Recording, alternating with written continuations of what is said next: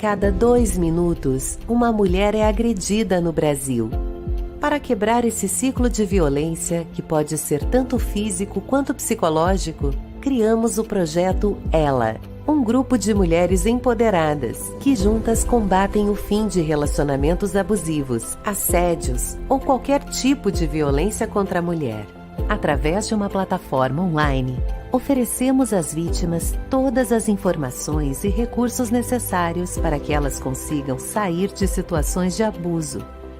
Construímos uma rede de apoio segura, para que cada mulher consiga se fortalecer no seu próprio tempo, até que tenha a estrutura que precisa para se libertar. O projeto Ela conta com uma plataforma de cursos totalmente gratuitos e 100% online, para mulheres que desejam evoluir em alguma área ou simplesmente adquirir conhecimento. Nossa visão é que não existe o impossível. Podemos tudo. Precisa de ajuda ou gostaria de ajudar? Entre em contato. Acesse nosso site e siga nossas redes sociais.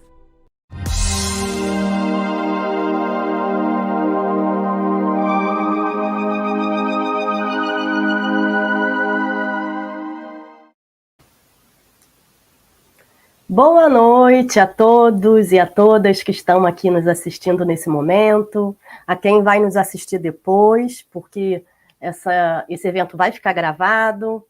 Também quero agradecer e desejar uma boa noite para todos aqueles que estão aqui nos apoiando na produção desse evento, que começou ontem, vai até domingo, e também a nossa equipe de apoio, as organizadoras, Samara Marques e Lilian Toledo, que estão aqui junto comigo nessa organização desse movimento, desse congresso para conscientização sobre o abuso narcisista.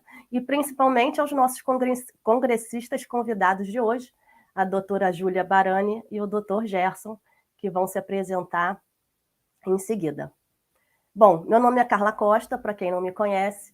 A gente começou esse congresso, esse trabalho, que na verdade é mais do que um congresso, na minha opinião, ele é um movimento para levar esse tema sobre o abuso narcisista para mais pessoas. A gente sabe que é um assunto muito complexo e também muito pouco conhecido. Mas os narcisistas, as pessoas narcisistas estão por aí, circulando. É importante a gente saber como identificar o abuso narcisista, que é o tema do nosso evento de hoje, né? O tema principal, como reconhecer, como identificar o abuso narcisista, levando esse conhecimento para cada vez mais pessoas, porque é importante a gente saber lidar com isso, a gente poder se proteger, se blindar e tomar atitudes e ter as formas corretas para a gente conseguir lidar com essas situações que são dramáticas na vida de muitas pessoas, né? Então, meu nome é Carla Costa, eu já estou desde o ano passado envolvida nessa atividade e também na ONG Ajuda Ela, que agora virou um grupo, que é o Grupo Ela, e como voluntária do Grupo Ela, esse ano de 2022, eu estou também tendo a grande honra de poder liderar uma área nova dentro da ONG para a saúde e bem-estar de mulheres vítimas de relacionamentos abusivos e violência doméstica. Então, para quem se interessar, para quem gosta, para quem tem vontade de ajudar como voluntária ou como participante dessa nova área que a gente está desenvolvendo, fique de olho nas redes sociais do Grupo Ela, no site, para vocês poderem acompanhar que o lançamento dessa nova área está programado para sair em breve, chama Renova Ela. E estão todas convidadas para a gente poder trabalhar cada vez mais em prol da nossa saúde e bem-estar. Inclusive, esse é o meu negócio hoje. Eu já trabalho há alguns anos dedicada na minha atuação profissional, atuando na saúde mental e bem-estar, e agora eu estou podendo contribuir com o meu conhecimento, com a minha experiência, para agregar um pouco mais, né, de valor dentro do trabalho maravilhoso que a ONG Ela já faz. Então, agradeço a todos vocês que estão aqui com a gente hoje, e Quero agora apresentar, né, pedir para a doutora Júlia, que é uma das nossas congressistas convidadas, vou pedir que ela se apresente, que ela fale um pouquinho o que ela faz, qual é a experiência dela, para que vocês possam conhecê-la também. Doutora Júlia, a palavra é sua agora. Muito obrigada, Carla. Sinto-me honrada de fazer parte desse congresso, de apresentar o meu trabalho. Eu sou psicanalista, depois de trabalhar com outros assuntos de educação artística e tudo mais, eu fui me formar psicanalista por ter passado por um abuso desses e, como meu terapeuta na época falou, para você não enlouquecer, porque eu estava me sentindo ficando louca, vai estudar. E eu fui. Eu fui com tudo, porque uma dos ingredientes necessários é a gente entender o que aconteceu, que caminhão é esse que passou por cima de mim, né? E após essa formação de psicanálise na Sociedade Brasileira de Psicanálise Integrativa, o meu TCC foi em transtorno de atendimento a vítimas de pessoas com transtorno de personalidade. E eu senti que precisava me aprofundar um pouco mais, então eu fiz mestrado em psicologia transformacional, entrando mais a fundo no assunto do mal, porque uma das perguntas que a gente sempre se faz, como é possível alguém ser tão mal, né? Então, o assunto da maldade na face da Terra, o assunto da maldade humana, como é que a gente lida com isso? E assim, ao longo desses anos todos, nasceu o Superasas. Nós temos outros profissionais que trabalham junto, que fazem parte da equipe. Temos canal no YouTube, no Instagram, no Facebook, e temos um site com vários artigos sobre o assunto. O nosso foco é atendimento, portanto, a vítimas de pessoas com transtorno de personalidade. Tá? Bem, aí o resto eu falo depois, né? Tá ótimo, fica à vontade, doutora Júlia. A gente vai ter aí 1h30 juntos, né? Um pouquinho menos agora, mas fica à vontade que aí a gente vai ter a palavra para poder conversar bastante hoje. Doutor Gerson, agora é a sua vez, vou pedir que você se apresente também, fale um pouquinho de você, para as pessoas poderem te conhecer.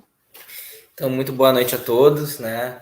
Antes de tudo também, assim como a doutora Júlia, quero dizer que me sinto muito honrado de estar podendo participar de um momento tão importante, né? Acho que de um assunto que está tão em voga e que é muito importante que a gente possa se falar, trazer e principalmente produzir conhecimento sobre, né? Como a gente está falando, o conhecimento ele nos liberta.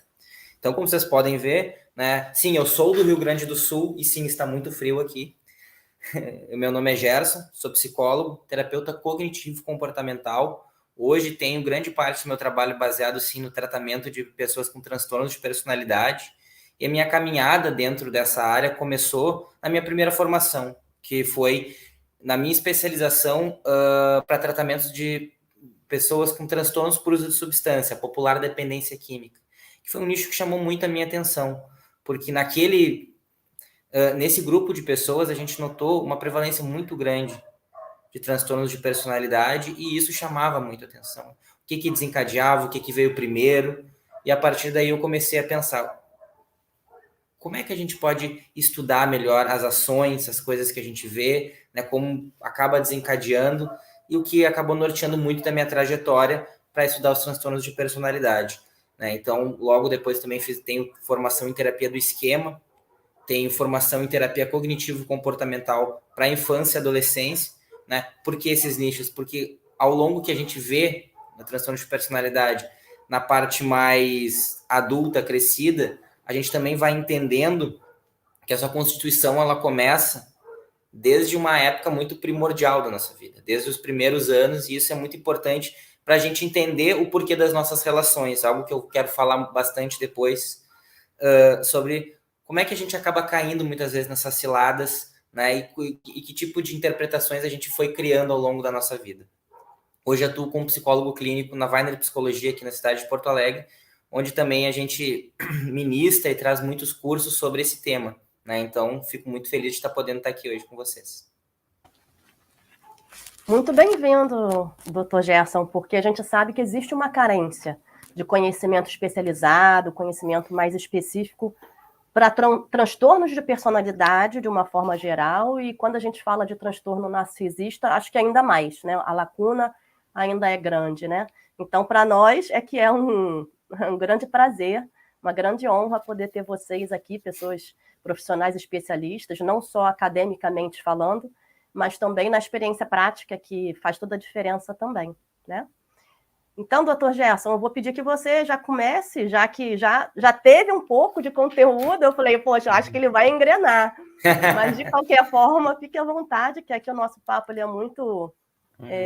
acho que tem que ser algo natural, espontâneo, né? Claro. Então, fica à vontade para você poder falar sobre o conteúdo que você trouxe para a gente poder ter um pouco mais de conhecimento acerca de como a gente pode identificar e reconhecer o abuso narcisista, que é algo tão importante, o nosso tema principal de hoje. Tá? Obrigada, fica à vontade. Estamos aqui ansiosos para te ouvir. Muito obrigado. Então, primeiramente, pessoal, quero dizer que se eu acabar me atrapalhando ou gaguejando um pouquinho, posso dizer que ainda para mim é um pouco estranho estar falando diante comigo mesmo aqui na câmera, eu estou simplesmente me vendo, né? Então, ainda não é uma coisa que eu estou muito habituado, então peço desculpa a todos vocês. Esse assunto, né, gente, é de extrema importância que a gente consiga adquirir conhecimento, que a gente consiga saber, se entender e se olhar das mais variadas formas para que a gente possa compreender o que está se passando no momento que a gente está numa relação abusiva. Se a gente for falar sobre os transtornos de personalidade, e acho que as mais variadas mazelas dela, a gente tem muito assunto, né? Mas o que eu acho que é extremamente importante para quando a gente se vê numa relação potencialmente abusiva, ou está se sentindo infeliz, ou alguma coisa está estranha, é a gente começar a prestar atenção na gente mesmo. E esse é o primeiro foco que eu quero trazer, para que a gente, acima de tudo, possa se olhar, porque quando a gente muitas vezes está numa relação abusiva, a gente acaba tendo um olhar muito para a relação, para outras coisas, e esquece muitas vezes o que de fato é o nosso bem-estar, de que de fato é uma relação saudável, e o que de fato me faz bem. Né? Então, eu quero chamar a atenção primeiro para uma das coisas que é muito comum quando a gente começa a se sentir num relacionamento abusivo, onde as coisas não estão bem, mas que mesmo assim, né, porque é muito estranho. A gente sabe que aquela situação ela não está tão delimitada, a gente percebe que tem coisas que não são aquilo que a gente quer, mas mesmo assim é difícil sair de lá. E por que isso acontece? Então, vamos lá. Primeira atenção que a gente tem que ter, pessoal, é parece que uma força interna. É quase como se fosse um cabo de guerra dentro da gente. Que cabo de guerra, gente? Parece que me manter naquele relacionamento, muitas vezes parece que estar naquele lugar é como se eu estivesse tentando provar algo para mim mesmo. É como se eu estivesse lutando com uma força muito poderosa que eu não sei muito bem o que é, mas parece que eu tenho que provar o contrário. E com isso, com esse desconforto, eu acabo muitas vezes trazendo para mim a responsabilidade da melhor. Porque eu estou vivenciando naquela relação a reprodução de outras relações. Como assim, Jess? Uma coisa que é muito comum, né, nos relacionamentos em si, mas principalmente relacionamentos abusivos, é algo que a gente chama de química esquemática. O que é uma química esquemática? São pessoas que se encontram e que potencialmente a gente acaba se relacionando com parceiros, parceiras que lembram coisas da nossa vida. Lugares que, por mais difíceis e instáveis que sejam, ainda são teoricamente conhecidos e mais confortáveis para a gente. Como assim, gente? Porque a gente foi aprendendo como é se relacionar há muito mais tempo. Vamos lá. Quando uma criança nasce, ela tem necessidades emocionais que precisam ser sanadas, que precisam ser amparadas, né? E essa criança, e muito do que ela vai entender dessa situação vai depender dessas necessidades serem atendidas. Só que vamos pensar para um outro ponto. Eu posso pegar um bebê e mandar ele no supermercado ou na padaria? Não, né, gente? Por quê? Porque ele ainda não tem esse know-how de situações e de perspectivas que permitem ele interagir de uma forma mais única com o mundo. Agora, fazendo um parênteses, falando, quando a gente chega num lugar novo, qual é a primeira coisa que a gente faz? Eu, em específico, paro para observar, para poder me ambientar, saber quem eu sou e um lugar que eu vou me sentir mais confortável, mais seguro e me sentir protegido, independente do lugar seja isso. A gente tem que fazer uma análise para poder se ambientar. Agora voltamos para esse bebê que não tem essa capacidade cognitiva. De quem muitas vezes vai depender essa interação com o mundo. A partir de quem ele vai se espelhar para conseguir entender quem ele é e quem é esse mundão que está se apresentando para ele. São as pessoas significantes na nossa vida. Pais, mães, tios, tias, professores, ciclos que são de relevância para o nosso aprendizado. Entretanto, nós viemos de gerações que vieram machucadas e por muitos outros momentos não conseguiram se olhar ou se olharam, mas ainda têm as suas vulnerabilidades, o que é completamente comum, né, pessoal?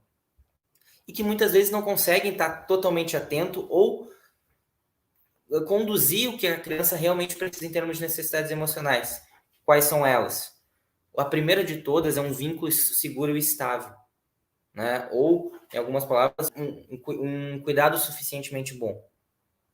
A pessoa tem que sentir um vínculo de conexão, né? Um apego seguro. Como é que isso acontece? Quando a criança consegue se sentir amada, protegida, independente do que ela faça ou deixe de fazer. Ela sinta que ela possa explorar aquela imagem da criança brincando no parquinho, né? Mas sem se preocupar se o pai está indo embora, se a mãe não está mais lá. E muitas vezes a gente não consegue ter essa sensibilidade por diversas situações da vida, né? E a criança muitas vezes acaba ficando sem o que ela realmente precisava em muitos pontos.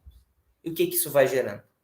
A criança por si só, a gente não consegue ver que talvez o que ela tenha não seja dificuldade dos pais, até porque nem seria funcional. Imagina um bebê que precisa de cuidado, pensar, não, os errados são meus pais, então eu vou ficar de boas. Não, porque eu ainda dependo muito deles. Então, o que ela vai fazer? Ela vai pensar, vixe, isso está sujeito a acontecer comigo porque eu sou assim. Eu sou sujeito a esse abandono.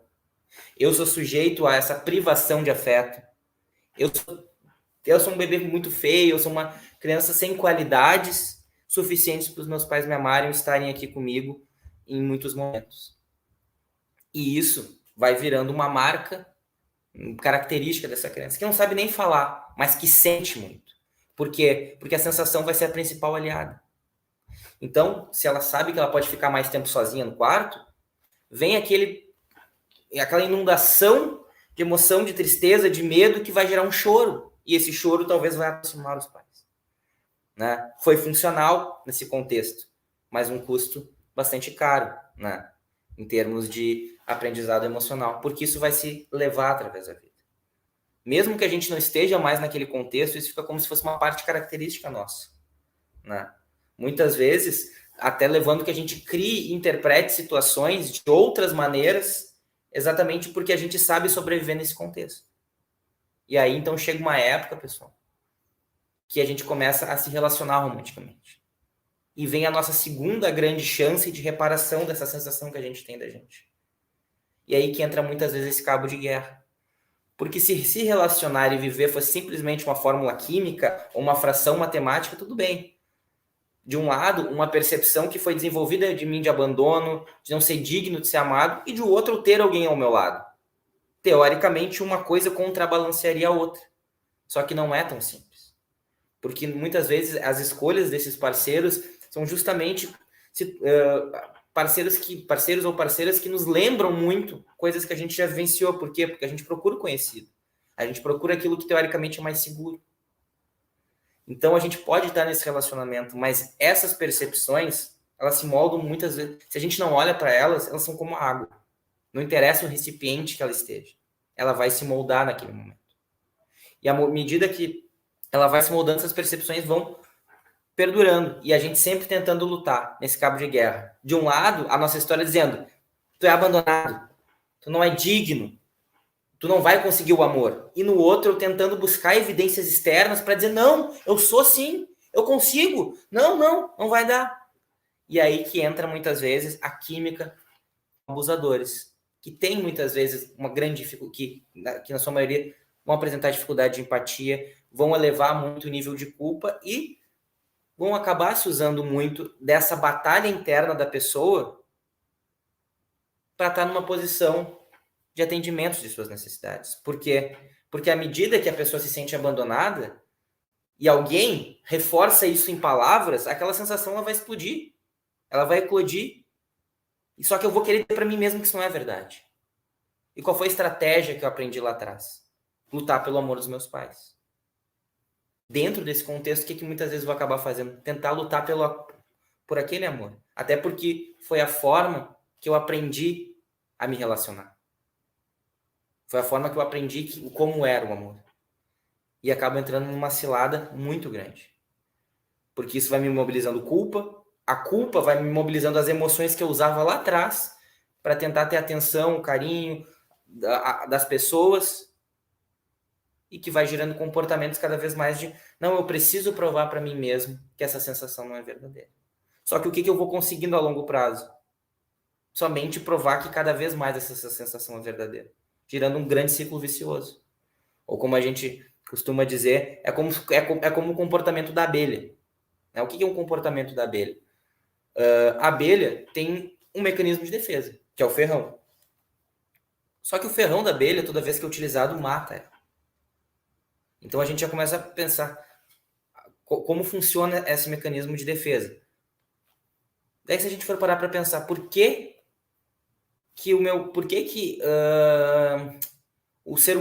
a abelha tem que acaba vindo ferroar o ser humano, por exemplo? Porque ela se sente ameaçada. E por que o ser humano ameaça a abelha? Porque sabe que ela vai ferroar. A gente cai, o que eu quero dizer com isso? A gente cai numa seara, pessoal, que as nossas estratégias mais funcionais aqui vão dar certo, mas no final elas não só acabam trazendo mais dor pra gente, como dando corda nesse universo que potencialmente vai nos trazer para esse lugar de se sentir ameaçado. E é isso que e essa perpetuação ela vai se dando, até que a pessoa vai começando a se questionar sobre tudo para ela, porque ela vai se frustrando cotidianamente e cada vez mais tendo certeza que esse abandono é verdadeiro, cada vez tentando lutar mais contra essa sensação de desvalia, né? Até que ela fica completamente à mercê, muitas vezes, da fala, das coisas que são ditas, porque é tanto tempo falhando que eu começo a me questionar sobre mim. Sim, eu começo a me questionar pela minha veracidade, porque eu devo estar falhando em algo que eu ainda não vi. Quando o problema não é a intensidade do que a gente faz, mas sim o que a gente está fazendo. Então, pessoal, o que eu acho mais importante nesse momento, quando a gente fala de vítimas de abuso e relacionamentos abusivos, né, pode perceber que o foco está todo em melhorar o meu relacionamento. Que aquilo parece a salvação da minha vida. Quando, na verdade, eu tenho que prestar atenção no que realmente é bom para mim. Será mesmo que manter esse relacionamento vai fazer com que aquela voz se cale? Vamos parar para pensar, gente. O que a gente fez lá atrás foi para reduzir danos. Se a gente tiver o mesmo segmento, a gente vai continuar reduzindo danos. E aí que entra a função da terapia. Para a gente poder se olhar nessa condição, poder encontrar as nossas vulnerabilidades e entender que elas não são defeitos e com o tempo conseguindo fazer as pazes com a nossa própria história. Para que a gente entenda que o amor ele é muito diferente, que uma pessoa te tratar bem não é plus. Uma pessoa te tratar bem, o teu companheiro, tua companheira tá contigo, é obrigação. Se a gente minimamente não tem isso, não precisa estar ali. Que aquele significado que a gente traz lá de trás, ele está descontextualizado. E que mesmo que algumas coisas nossas sejam difíceis, tudo bem. Todo mundo tem situações difíceis. Muito pelo contrário, a gente passa muito tempo da nossa vida tentando mascarar essas vulnerabilidades, quando, na verdade, vulnerabilidades são coisas que todas as pessoas têm em comum. E se a gente for parar para pensar, coisas em comum nos aproximam. Às vezes é na troca das nossas vulnerabilidades, no cuidado com as vulnerabilidades um do outro, que a gente vai estar perto de um relacionamento saudável. Se a gente só sente essa guerra interna, essa luta, tem algo muito errado. E aí é o momento que a gente começa a precisar se questionar.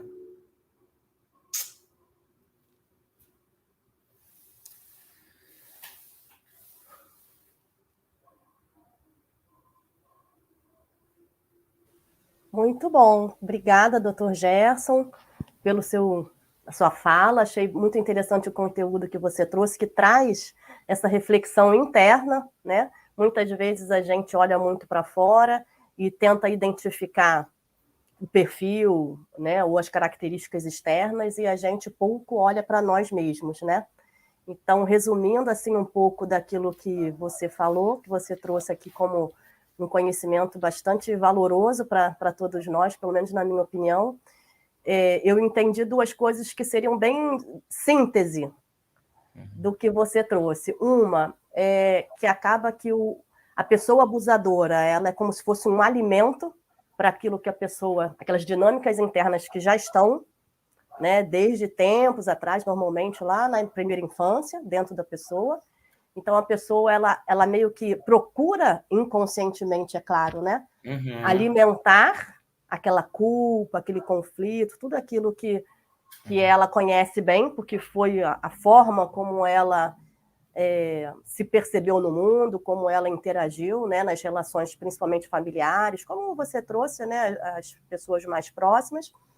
Então, uma coisa é esse alimento que é inconsciente, que a gente acaba buscando, e outra coisa se a gente não pode mudar o outro, a gente tem que mudar a nós mesmos, né? Porque realmente é algo impossível você achar que você pode mudar alguém. Então, se existe uma pessoa abusadora, uma pessoa com transtorno de personalidade narcisista, né, se relacionando com você de alguma forma, seja no relacionamento afetivo, familiar, porque muitas vezes a gente não se atenta, né, doutor, que a pessoa narcisista pode ser mãe, pode ser pai, filho, irmão. Não é só o relacionamento afetivo em si, que é bastante comum, né? Da gente ter mais casos e as pessoas procurarem mais sobre esse assunto. Até nas terapias, né, e tudo mais, os relatos falam muito sobre o transtorno narcisista afetando relações afetivas, mas essas pessoas, elas são pais, mães, filhos, né? Elas circulam por aí, elas são chefes em empresas, são colegas de trabalho, são vizinhos. Então, é importante a gente reconhecer, sim, saber que isso existe, mas mais importante de tudo é poder a gente ter esse olhar interno para nós mesmos, porque se alguém tem que mudar, a gente só consegue mudar nós, né? A nós mesmos. Aí A gente tem tem um esse poder. limite. A gente tem um limite de até onde a gente consegue produzir mudanças na gente.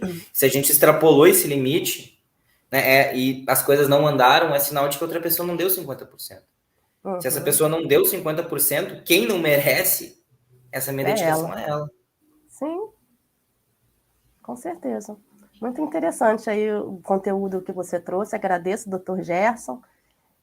Daqui a pouquinho a gente volta, tá? Porque aí a gente vai começar a falar mais. Temos perguntas também, provavelmente, que virão do nosso público. Então a gente vai conversar um pouquinho mais. E agora eu vou pedir para a doutora Júlia entrar em cena para a gente poder ouvir um pouquinho do que ela tem a nos dizer, a nos contar aí de tanta experiência que ela tem nessa área, né, doutora Júlia? Então, agora somos todos ouvidos aqui para poder aprender um pouquinho com a senhora. Obrigada, viu? Muito obrigada, Carla. Então, primeira coisa que eu gostaria de colocar, né, primeira noção, o conceito, a diferença entre transtorno de personalidade e de psicose e neurose. Transtorno de personalidade é um modo de ser, não é doença. Pessoa portadora de um transtorno de personalidade sabe muito bem o que ela está fazendo e é uma escolha de como ser no mundo. Agora, a psicose ou neurose todos nós temos, né? Problemas emocionais, psicológicos, todo ser humano tem, senão não é mais ser humano, né? É alguém superior. Mas psicose é doença mental. Então, tanto um psicótico quanto um transtornado podem abusar das pessoas, né?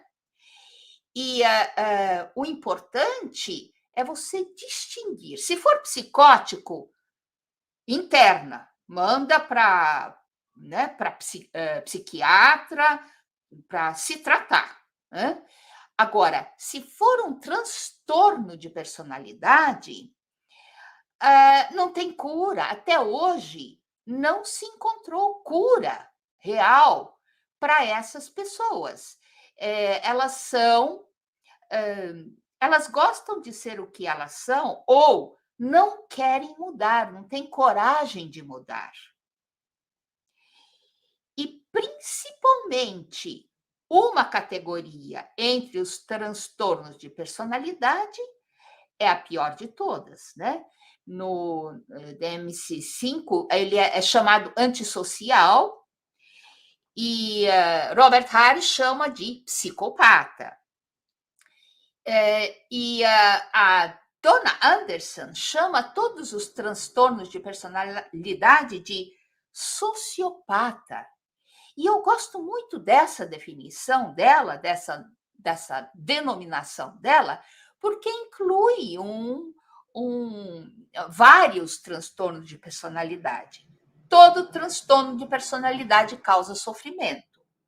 Mas, por exemplo, um narcisista causa sofrimento, claro. Diferença entre narcisista e psicopata, ou narcisista perverso, ou antissocial. A diferença entre os dois é que o narcisista machuca você porque ele nem enxerga você. O foco todo de um narcisista é ele mesmo. É como se ele andasse no escuro, tá cheio de gente, né? E ele ou ela, vai pisando nas pessoas porque não viu, não vê e nem quer ver. O psicopata ou narcisista perverso, ele pisa em você não porque está escuro e ele não vê, porque ele gosta disso, ele tem prazer em fazer os outros sofrer, em se sentir poderoso. Então, grande maioria das pessoas que eu atendo que são vítimas de psicopata, elas percebem essa crueldade. Percebe? Essa crueldade pode aparecer num instante, sabe? É como se aquela máscara da pessoa, que ela se faz de boa, etc., etc., né? Caísse por um instante e aparece o monstro. Depois a pessoa põe a máscara rapidinho, porque tem que esconder, tem que dissimular, é um camaleão. Então, as vítimas percebem esta crueldade. E aí, você vítima, precisa lidar com isso de uma forma diferente de como você lidaria com um psicótico ou de algum outro transtorno de personalidade, certo? E o que o Dr. Gerson falou antes é primordial. Cuide de você. Porque do outro, principalmente do transtornado de personalidade, não tem o que fazer. Você tem que cuidar de você, né? E, então, essa denominação sociopata, eu prefiro, tá? Ou psicopata, porque narcisista pode não ter essa crueldade, como eu expliquei. Então, a vítima que chega no meu consultório, ela sente culpa, vergonha, medo de rejeição, perde referências, ela não sabe mais nem quem ela é, o que é certo e errado. Isso tudo são formas que este ou esta abusadora usam para desestabilizar sua vítima. Então, quando ela chega assim no meu consultório, eu já levanto uma bandeira vermelha. Tem todos os traços de alguém que está sendo ou foi abusado por um transtorno de personalidade. Outra característica muito importante nesses abusos é perceber que existem 3 fases. A primeira fase, principalmente em relação afetiva, né? Bajulação, a pessoa é inundada de atenção, de mimos. É a fase da conquista, né? A outra fala exatamente o que você quer ouvir, sabe? Parece uma pessoa perfeita que apareceu na sua frente. O salvador ou a salvadora da pátria. Você está com um monte de problemas e, de repente, aparece alguém que se oferece para resolver tudo isso. Seja uma viuvez que você passou, seja uma grande perda, seja uma separação, sabe? Qualquer situação vulnerável em que você esteja, e esta criatura aparece para resolvê-la para você. E você acredita, porque você estava precisando muito. E as manobras usadas para você acreditar são perfeitas. Eles treinam a vida inteira, percebe? Então, essa é a primeira fase. A segunda fase é a fase do controle e da exploração. Você já está no papo, já está rendido, rendida, e aí essa criatura começa a mostrar suas garras, mas muito sutilmente, para não assustar você, porque afinal quer continuar explorando você, vampirizando você. E você não percebe, porque você está presa naquela primeira fase, aquela pessoa maravilhosa que apareceu na tua frente, e vai cedendo. E essa pessoa começa a exigir cada vez mais de você. E você vai cedendo, e vai cedendo, e vai cedendo. Afinal, você está protegendo uma relação maravilhosa, certo? E aí vem a terceira fase.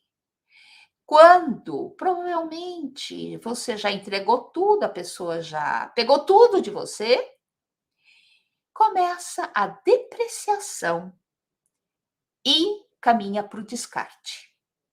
Tudo que antes era maravilhoso em você agora é péssimo, desvalorizado. Você é louca, você está vendo coisas, você não é inteligente, você é feia, olha como você engordou, né?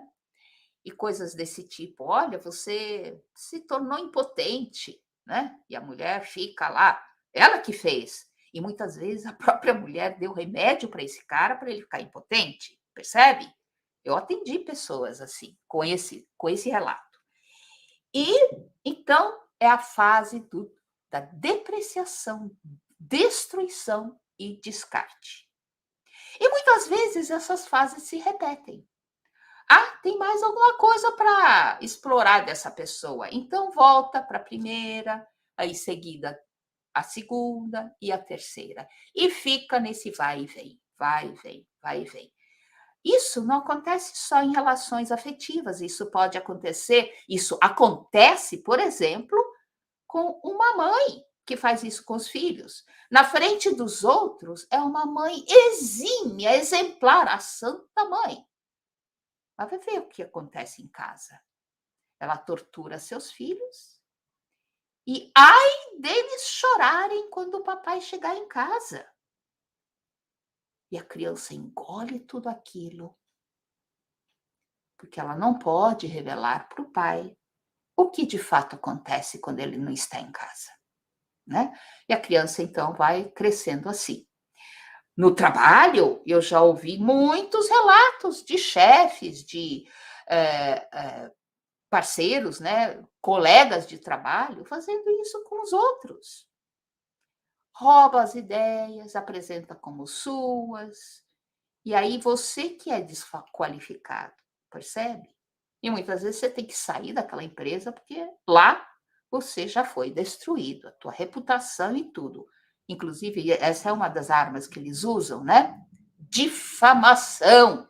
Acabam com a sua personalidade, com o seu status social, sua credibilidade. Tudo que eles fazem, eles falam que é a vítima deles que é, né? Eles mentem descaradamente e falam que você que mente. Eles exploram e falam que você que explora, né? Eles nunca estão errados. Quem está errado sempre é você. Então, são sinais de que você está num relacionamento abusivo. Então, muitas vezes, para sair disso, você precisa montar um plano de fuga. Não adianta você ficar reclamando com essa pessoa, que você me faz isso, aquilo, aquilo. Afinal, essa pessoa não ama, é incapaz de amar, não tem empatia, não existe isso, esse ingrediente humano dentro dessa criatura. Então, você não vai apelar à empatia dessa pessoa. Não vai poder apelar à compreensão, à compaixão. Nada disso existe nesta criatura. Embora ela disfarce muito bem. E lá no início, você achou que você estava sendo amado, amada, como nunca na sua vida, né? Então, essas criaturas fingem que são normais, mas não são, né? E com isso, elas praticam todo este abuso. Então, o plano de fuga é muito importante a gente esboçar. Às vezes, você não pode mostrar que você já percebeu quem é o outro, a outra. Aliás, isso eu recomendo não mostrar. Você começa a agir de forma dissimulada também. Para quê? Para você se preservar. E o primeiro recurso, enquanto você está fazendo esse plano de fuga, que eu detalho bastante no meu livro, né, O Mal Disfarçado de Bem, esse aqui que eu publiquei, enquanto você está planejando, recolhendo documentos e tudo mais, você faz contato zero. Não necessariamente físico, às vezes você precisa ainda estar na presença física com essa pessoa, mas contato zero emocional. E esse recurso é muito importante, porque é pela vampirização emocional que eles ou elas enfraquecem as suas vítimas. E assim elas mantêm, né, ainda os cordões e controlam você. Então, você precisa cortar esses cordões. Cortar o canudinho que ele enfia lá, ou ele ou ela, né? Enfia em você para sugar a sua energia. Você precisa agora de toda a sua energia para cair fora, para resolver essa situação. Então, percebe? Isso que o doutor Gerson falou, agora o foco é você. Então, contato zero emocional eu dou uma imagem poderosa. Imagine-se num traje de mergulhador, né, ou um astronauta. Você está com seu próprio oxigênio, você não depende de nada para respirar. Você está com um traje totalmente impermeável, aquela água, aquela falta de ar, de atmosfera, não te atinge. Você está com seu ambiente feito, protegido, blindado. O que vier daquela criatura, qualquer que seja, o abuso, a acusação, qualquer coisa, não penetra, não te atinge. Você até ouve, mas aquilo não te atinge, percebe? Enquanto você permitir que isso te atinja, enquanto você não se blindar emocionalmente, você não vai ter energia para sair fora dessa situação, certo? Então, minha gente, aí você começa a trabalhar em você. você começa a descobrir suas forças, que você até esqueceu que tinha, porque a criatura te convenceu que você não vale nada, te fez sentir culpa, e você aceitou a culpa. Puxa, o que foi que eu fiz para que aquele homem maravilhoso, aquela mulher maravilhosa da primeira fase sumisse? O que foi que eu fiz? Todo ser humano normal olha para si, né? Para ver o que ele ou ela pode ter feito e o que pode ser melhorado. Só que com essas criaturas, nada que você faça vai adiantar. Então, eu recomendo transformar a culpa em responsabilidade, porque a culpa exige punição, exige pagar por aquilo que você fez, né? E você não fez nada, na verdade. Então, você se responsabiliza pelo quê? Por você. Você se responsabiliza para sair desta armadilha, dessa situação, tá? E você não se culpa por ter caído, porque todos podem cair. Eu já atendi até juiz que caiu nessa história. Atendi doutores com PhD que caíram. Então, não depende de saber, de ter diploma, de não sei o quê. Percebe? Não depende disso. Qualquer um pode cair. E aí, então, você se responsabiliza. E você não se culpa. É como, sabe, eu dou essa imagem também que funciona muito bem. Você está andando pela calçada e algo te distraiu ali do lado, pode ser o próprio abusador te mostrando flores, igual a história do Chapeuzinho Vermelho, né? O lobo mau está lá, escondidinho. E a Chapeuzinho fica fascinada com as flores. E não olha para o chão. E lá ela está caminhando para um buraco na calçada. Só que como ela está olhando para lá, não está vendo. E aí cai no buraco. Você teve culpa de ter caído no buraco? Você teve culpa de não ter visto? Percebe? Não dá para te culpar por causa disso. Então, você substitui por responsabilidade. Outro ingrediente muito importante é a autoestima, porque está lá no chão. Então, você olha para as suas forças, você começa a descobrir que você tem. Lembre de situações do passado em que você tinha força, ocasiões em que isso apareceu. Veja o que você já conseguiu na vida. E então você substitui a baixa autoestima por valores.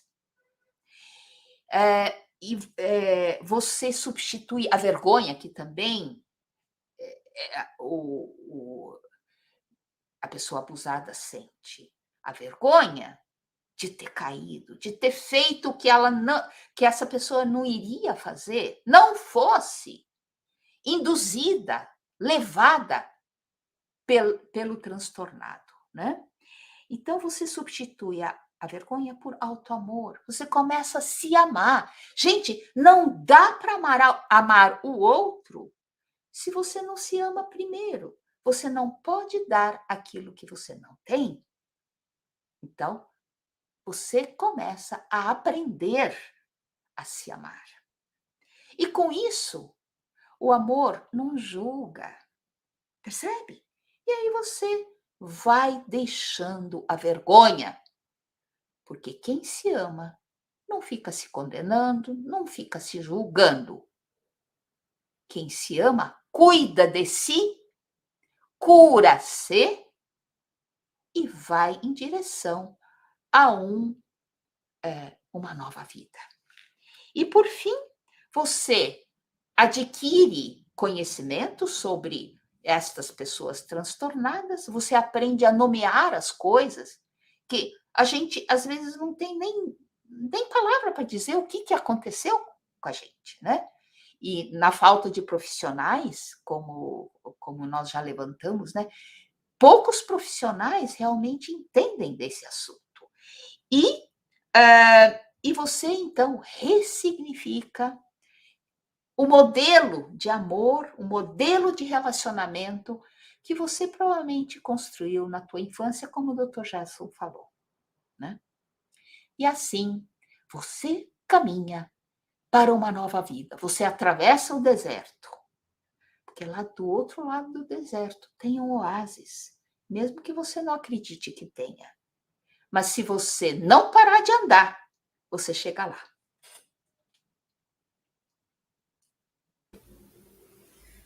Obrigada, doutora Júlia, maravilhoso aí tudo isso que você trouxe para nós, conteúdo riquíssimo, super de valor, gratidão aí por isso.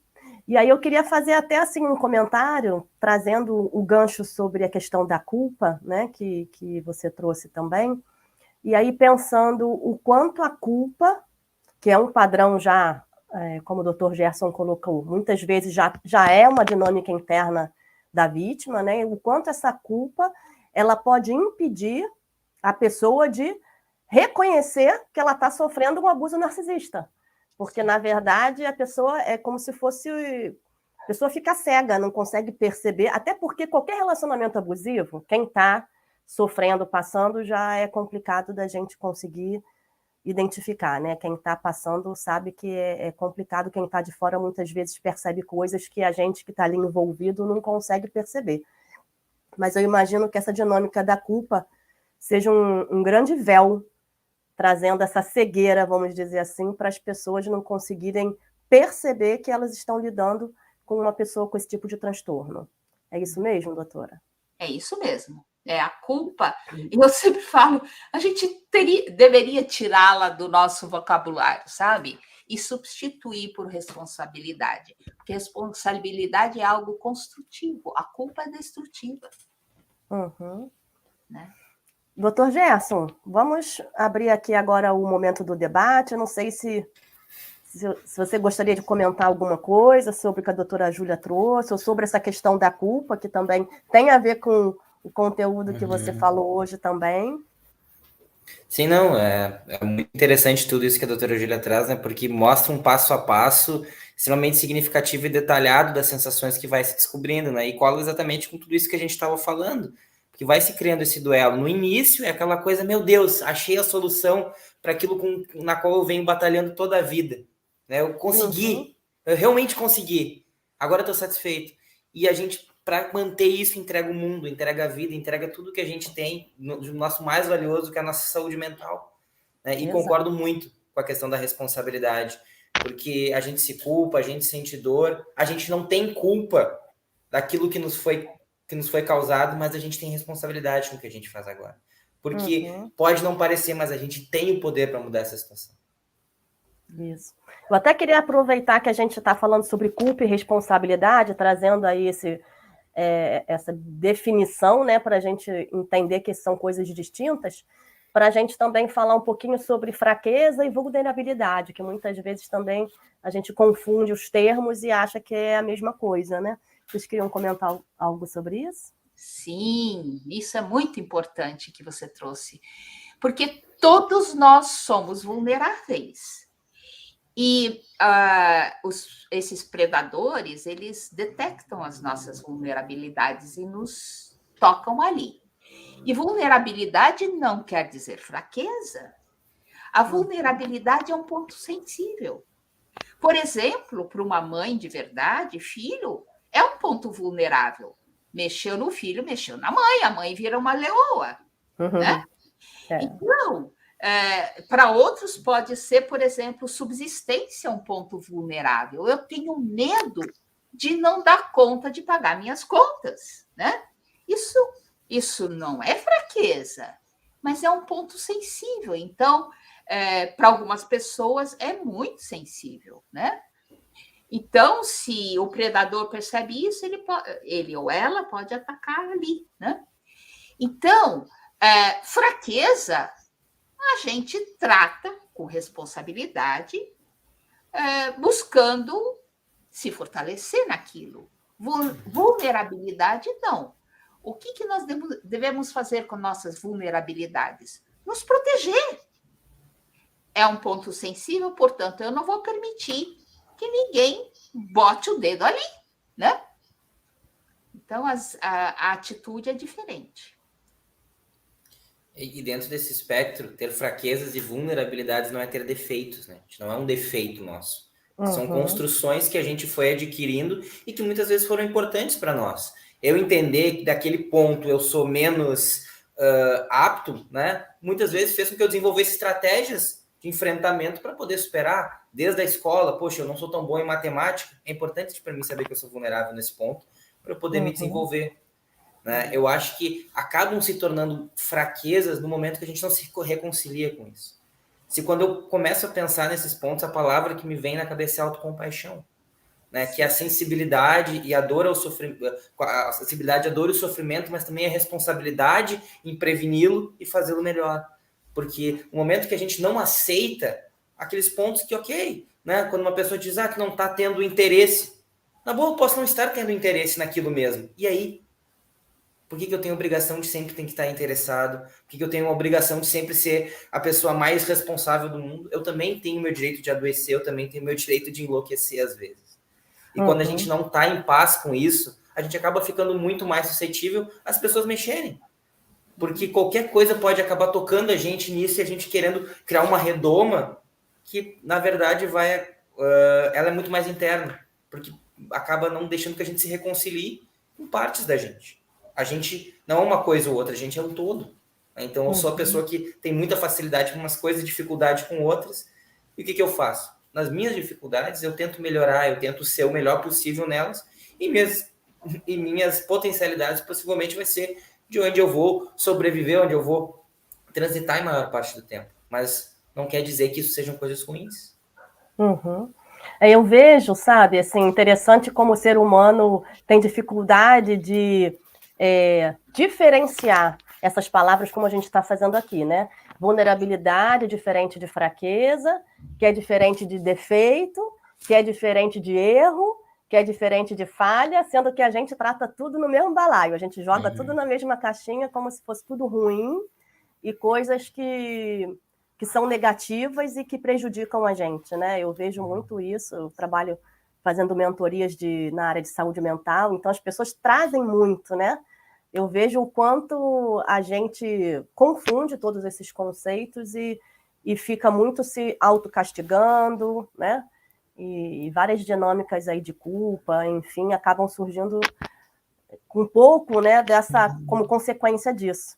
E aí, engraçado que hoje a doutora Júlia já falou do auto-amor, agora o doutor Gerson falando da autocompaixão, e eu que sou muito da área do autoconhecimento, eu tenho uma crença, né, muito grande, que a maioria das nossas respostas começam com auto, né? Auto-perdão, o auto-amor, tudo isso que a gente está falando aqui tem que passar por nós primeiro, né? Para a gente poder, antes de se relacionar com o outro, se relacionar bem com a gente mesmo. Então, eu acho muito importante também ter uma ressignificação do erro. Porque o erro, na grande maioria das vezes, a pessoa se condena por ter errado, né? E existe algum processo de aprendizado na face da Terra sem erro? Todos nós aprendemos a andar como? Caindo, levantando, caindo, levantando, até que a gente, né, se estabilizou, começou a andar melhor, correr, subir nas coisas, etc. Portanto, o erro faz parte do processo de aprendizado. E ele também faz parte do nosso processo de cura. Às vezes você vai fazer alguma coisa que não vai dar certo para você. Você vai fazer outra, então. Percebe? Não, esse caminho está errado, vou fazer outro, né? Então, permitam-se errar. sabe? Não fique agora se condenando porque você cometeu algum erro. Isso não te diminui. Isso só mostra que você é um ser humano. E é muito interessante isso, né? Porque quando a gente fala de erro, ou a gente olha para os nossos erros, a gente acaba sendo muito condenando muito as coisas pelas quais a gente já passou. Mas só um pouquinho, né, gente? Depois que a gente passa por uma situação, é muito fácil a gente condenar. A gente já sabe o desfecho, a gente já sabe o que deveria ter mudado. Mas na hora foi o melhor que a gente pôde fazer. Claro. Então, é muito injusto. E aí a gente retoma também um pouco dessa nossa experiência de como é que a gente foi tratado a nossa vida inteira, que regras a gente foi internalizando, que tipo de vozes ecoaram na nossa mente e com a gente mesmo. Né? Se a gente não gostou de ser tratado, se a gente acha que esse não foi o melhor tratamento com a gente tem a responsabilidade e a possibilidade de ser tratado de outra forma. De não olharmos nossos erros mais como fracassos, e sim como processos, de entender que mudanças são necessárias constantemente. E não é porque a gente precisou de uma mudança que a gente não previu isso. Uhum. Né? Mas às vezes a gente cai nessa seara de que tudo tem que estar tudo sempre sob controle. E é o que mais, na maioria das vezes, faz com que a gente acabe se perdendo no caminho. Toda evolução requer mudança, né? Ninguém evolui sem mudar. Então, é parte, né, da caminhada. É o único momento que a gente não muda é quando morreu. Cadáver. Exato. Aí mudou de, né? Saiu desse corpo para outra coisa. Eu até queria aproveitar aqui, Samara, que está nos bastidores, né? Não sei se tem perguntas do público. Quando tiver, você traz aqui para a gente, tá? Porque o valor do nosso debate, né, para quem estiver nos assistindo, é essa interação, para que a gente possa aproveitar o momento que a gente tem aí 2 grandes especialistas aqui com a gente, para a gente poder tirar dúvidas e trazer comentários. Então, fiquem à vontade, quem quiser perguntar, fazer qualquer tipo de colocação, e a Samara vai trazendo aqui para a gente poder aproveitar e colocar isso na pauta também, tá bom? Fiquem à vontade aí, quem estiver nos assistindo. Bom, continuando aqui, assunto não vai faltar, né? É um assunto denso, extenso, sempre tem muita coisa para a gente falar sobre o tema. Eu também sou uma pessoa empolgada, então, se deixar, a gente até passa do horário, mas a gente ainda tem 22 minutos, tá ótimo. Eu queria saber de vocês se existem perfis de vítimas. O que que vocês acham em relação a esse reconhecimento, né? Tipo assim, como que eu posso reconhecer o que faz com que eu sofra, né, um abuso narcisista? Então, existem perfis diferentes de vítimas que, na verdade, vão cair, né? Vamos dizer assim, cair nessa dinâmica do abuso narcisista. Como que vocês veem isso? Doutora Júlia, quer começar? Bem, uma pessoa fria, calculista, materialista, não vai cair num abuso desse, também porque não é uma pessoa interessante para o abusador, né? O abusador se interessa por alguém que gosta de ajudar os outros, que se dá, que tem afeto pelos outros, tem compaixão, tem empatia, né? Ou então, por exemplo, tem dinheiro, tem status, né, social, tem uma posição profissional que o abusador ou abusadora quer aproveitar, né?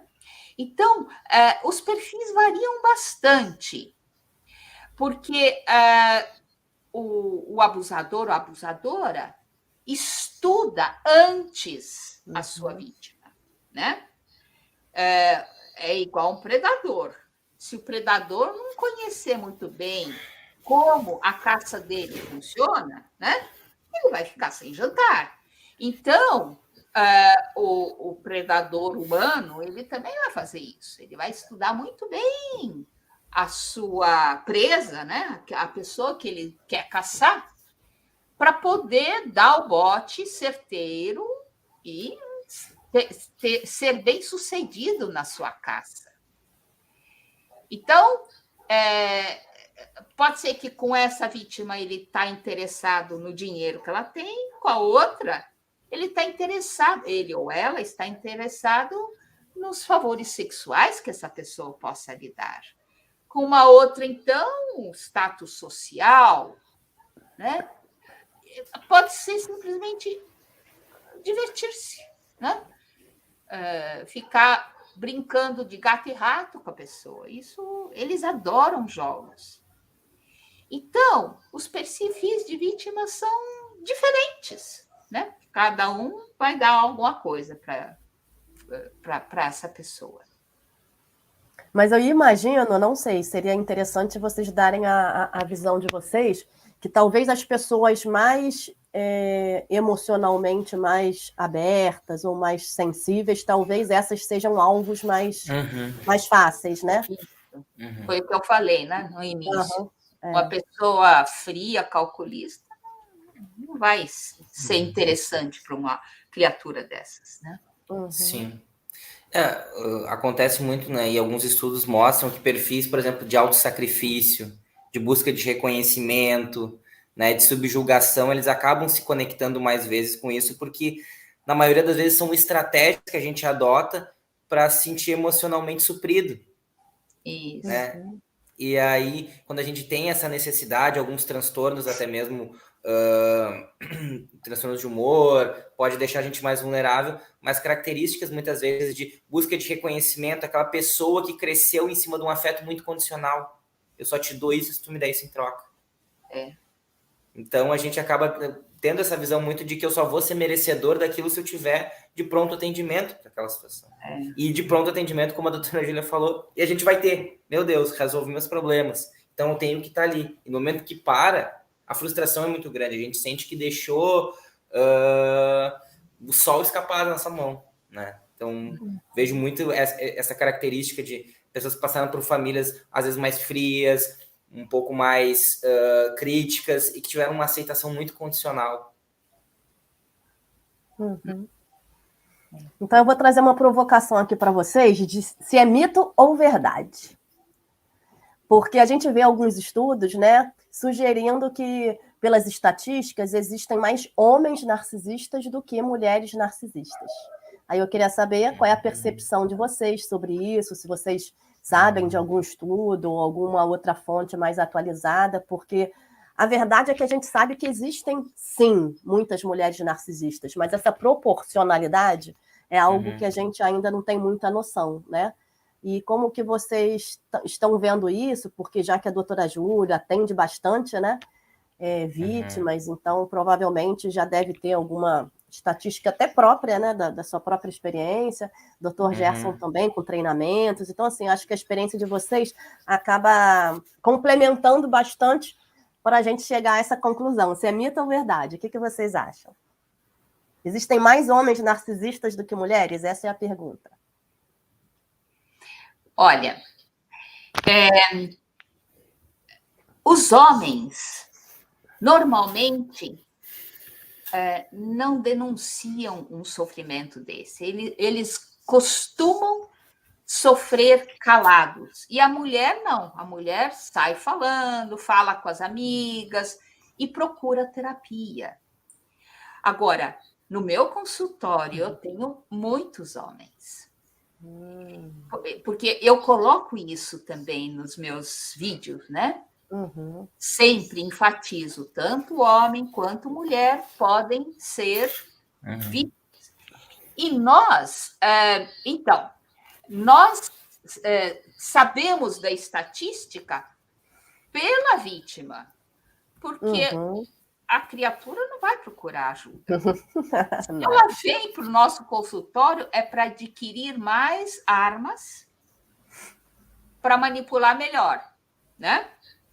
Ou então aparece para fazer de conta para o seu parceiro amoroso de que está se cuidando, porque a pessoa falou, ou você faz terapia, ou então o nosso casamento acabou. Por exemplo, né?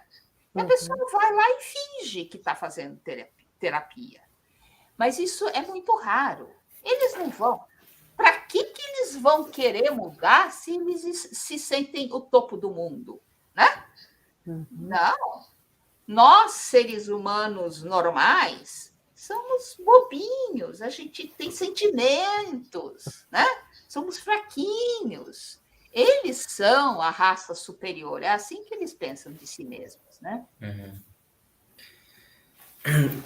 Em termos assim, né, eu acho que é importante a gente falar, quando a gente diz de dados estatísticos, eu concordo muito com o que a doutora Júlia falou, que a gente está falando sobre pessoas vítimas de abuso, a gente vai encontrar, né, de relacionamentos abusivos, uma estatística bem variada. Se a gente for falar de dentro de transtornos de personalidade, sim, a gente tem uma prevalência, um transtorno narcisista por homens, até por isso a literatura muitas vezes foca num gênero, né? Mas o que a gente vê é que também tem vários outros transtornos que têm prevalências diferentes, que também têm características de tornar um relacionamento abusivo, né? Como, por exemplo, o transtorno borderline, onde a gente tem uma prevalência de mulheres e muitas vezes acabam fazendo a vida do seu companheiro uma coisa muito intensa, né? Porque são pessoas que estão sempre na dicotomia do amo, odeio, de raiva muito intensa, de ataques, às vezes de heteroagressão, enfim, que estão passando por um sofrimento, mas que também fazem sofrer, né? Então, assim, eu acho que pelas mais variadas causas existem essas divergências, mas dentro de estatística é o que a gente vê, né? Uhum. Samara, tem perguntas aí para a gente poder começar? Existe alguma principal diferença entre o abusador e um narcisista? Porque é realmente difícil identificar o narcisismo, é muito confuso muitas vezes. Ah, boa pergunta da Virgínia. Obrigada, Virgínia. O que vocês acham? Bem, eu não diria que tem uma diferença entre abusador e narcisista, porque narcisista é abusador, né? Todos os transtornos de personalidade acabam sendo abusivos. Por quê? Porque torna a convivência um sofrimento. E a questão não é o outro, e sim o transtornado, né? Então, eu diria que existe diferença entre narcisista e narcisista perverso, entre narcisista e borderline, entre narcisista e histriônico, enfim, essas diferenças sim existem, cada um tem uma característica específica, né? Sim. Agora, o pior de todos é o narcisista perverso ou psicopata, como o Robert Hare identifica, né, ou denomina. Ou sociopata, como a dona Anderson identifica. Eu acho bem interessante essas colocações, assim, porque eu vou falar da minha experiência como clínico, né? Eu acabo não tendo tanto contato, muitas vezes, com as vítimas, com a doutora Júlia, mas eu trato muito das pessoas que têm transtorno de personalidade narcisista, né? E é um público que eu atendo muito, que é muito desafiador, mas o que acontece? Quando a gente talvez esteja falando desse abusador, dessa característica mais de personalidade antissocial, realmente os estudos, eles carecem muito, a gente tem poucos indícios de um tratamento efetivo.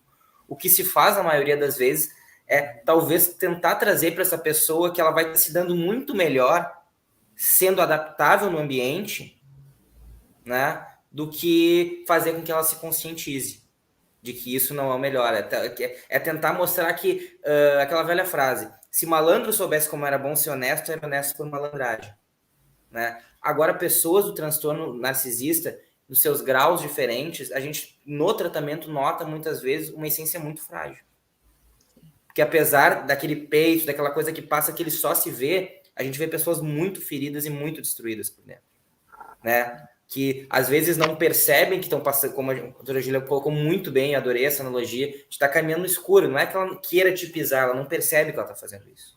E percebe pessoas que tiveram histórias de vida muito complexas, que têm dores muito profundas, né, e que se sentem desse tamanho.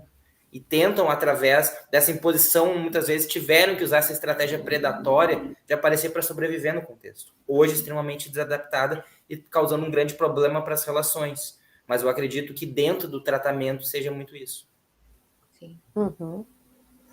Eu vou até aproveitar o gancho que a doutora Júlia começou a falar, para a gente terminar, assim, né, dar uma esclarecida sobre o que poderiam ser as principais diferenças, né, características de diferenças entre o narcisista perverso e os outros não perversos, né? Porque a gente sabe que nessa categoria de outros narcisistas existem diferentes graus, né? Existem nuances, então não dá para a gente dizer que todos os outros que não são perversos são com a característica A, B, C ou D. Mas se a gente conseguir separar em 2 blocos, né, para as pessoas entenderem que nesse grau, nesse nível, quando já chega na classificação de um narcisista perverso, ele tem essas e essas e essas características. E quando ele não está nesse nível, que é o nível mais crítico, onde ele chega a se assemelhar a uma psicopatia, como a doutora Júlia colocou, e aí as características são essas, essas e essas. Acho que poderia, talvez, esclarecer a dúvida de outras pessoas. Quer falar, Gerson? Acho que você... Dentro desse aspecto, né, quando a gente vê esses narcisistas mais perversos, até mesmo os antissociais, a gente já vai ver em larga escala na vida dele vários indícios disso. Uma pessoa extremamente perversa já começa a demonstrar passos na infância disso, né, que a gente vai reconhecendo como um transtorno de conduta. Então já é uma pessoa que desde pequeno faltou limites, que é uma necessidade fundamental. Ou teve uma identificação muito projetiva com alguém que era assim e tinha suas necessidades atendidas.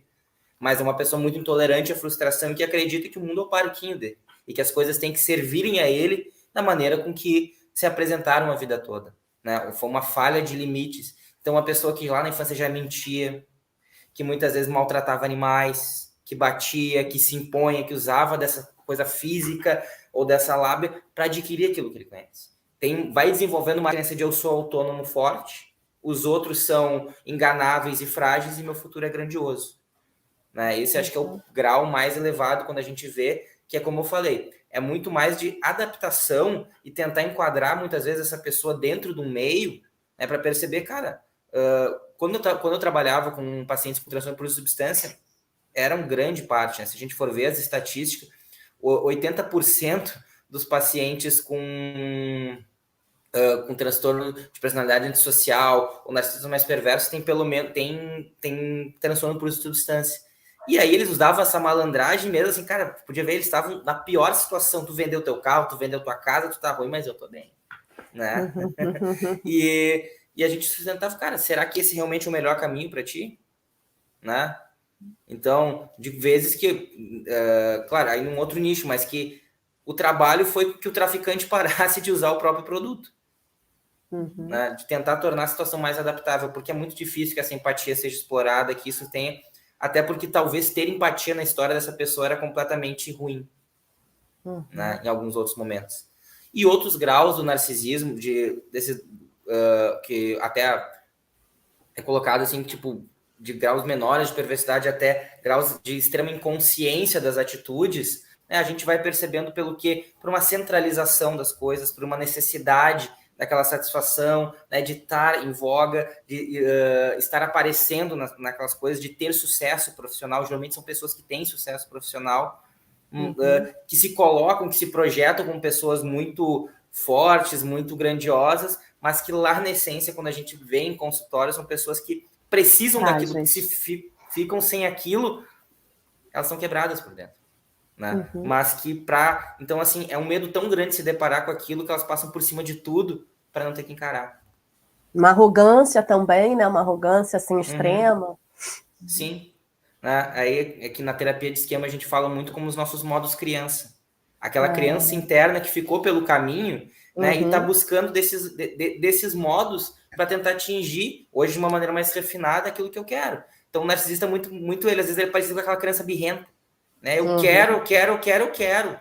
E não vai me dizer que não. Não tem limite das coisas, não vê, exato, né? Exato, porque faltou muitas vezes esse limite e, né, no tratamento, em psicoterapia, isso é extremamente importante e também muitas vezes para a gente saber, né, que existem narcisistas, existem pessoas com transtorno de personalidade, né? Então quer dizer que a gente tem que pegar essas pessoas, jogar tudo numa cadeia e não conviver mais? Não.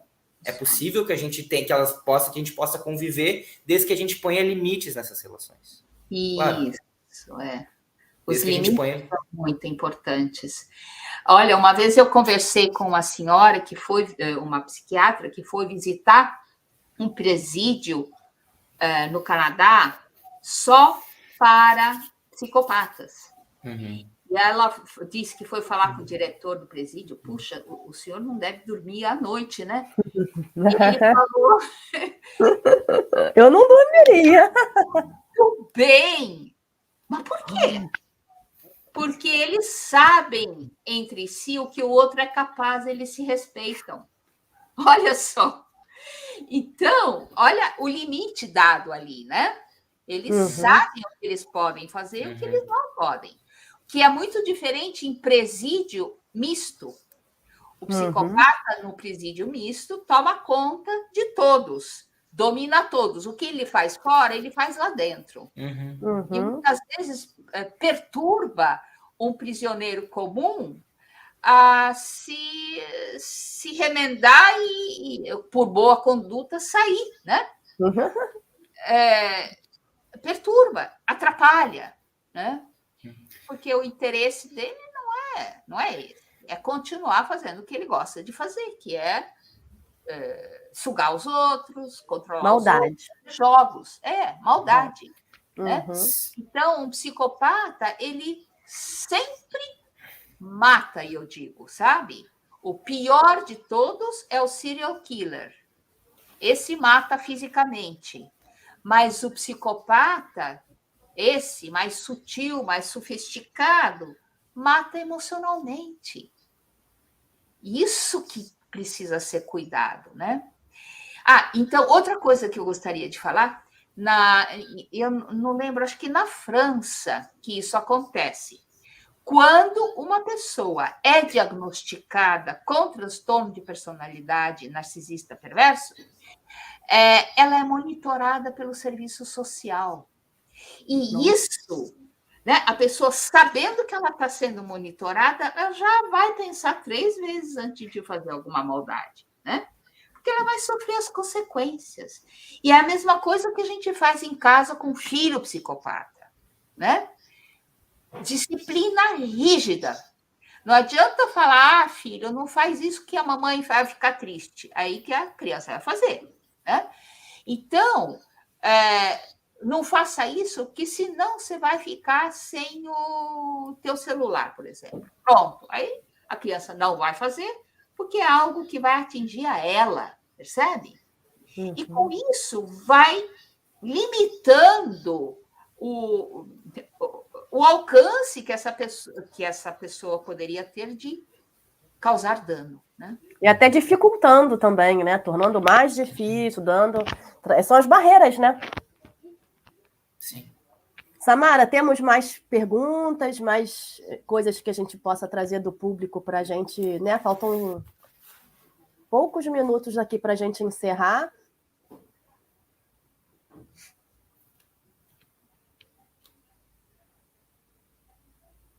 Eu estou vendo uma pergunta aqui. Vamos lá. Tenho dúvidas se meu marido é um narcisista. Vejo algumas características nele.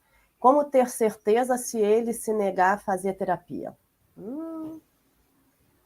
Jogo para vocês. Eu passo. Claro que ele vai negar a fazer terapia. E isso não vai resolver.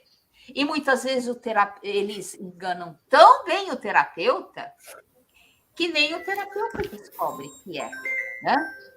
Eu fui enganada por um desses. Eu posso dizer. Fiquei a tarde inteira aqui no meu consultório com ele e depois, porque meus filhos conheciam, e eu fui falar, olha quem esteve no meu consultório. Mãe, é ele o abusador!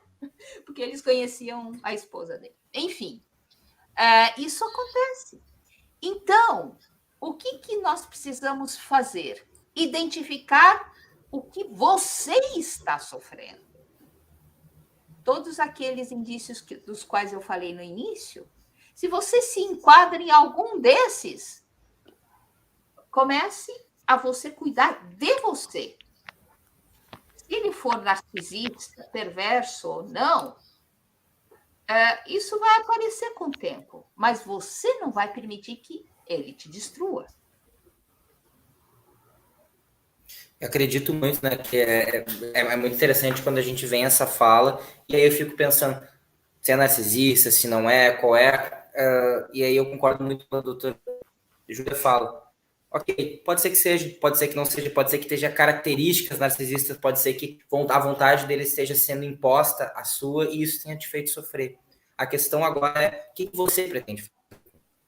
Se você identifica que isso é algo que está perturbando, que isso está trazendo um problema, né? Muito bom. Vamos fazer algo em relação a isso. Que armas você precisa para melhorar? O que você acha que é necessário nesse momento? É aquilo. Se você sente que não está sendo correspondida no afeto e naquilo que tu precisa, vamos trazer isso para a palavra, vamos falar para ele. Se ele te cobra demais as coisas e tu sente que não consegue alcançar, delimita esse espaço, eu só posso chegar até aqui. Se o que eu tenho para te dar não está mais bom, então tudo bem. Vamos ter que ver outra alternativa, mas eu só posso chegar até aqui. Né?